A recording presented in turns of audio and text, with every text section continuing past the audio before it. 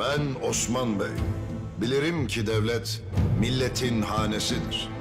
Devleti kurmaya yürek, milleti korumaya kudret gerek. Ama ben kudretimi ailemden alırım. Güçlü olmak evvela aile olmaktır. Yüreği çelik, kanı deli akan. Evladım Orhan. Ay maşallah, ay maşallah. Aklı pusadından keskin. Yiğitlerden yiğit olan evladım Alaaddin.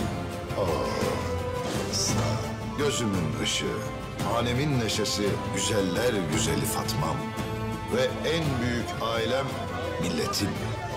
Her birinin gözünde aynı düşü görür. Cihana yayılan çınar hepimizin düşüdür. O düş ki tek bir sancak altında dev bir aile olmaktır. Devlet olmaktır.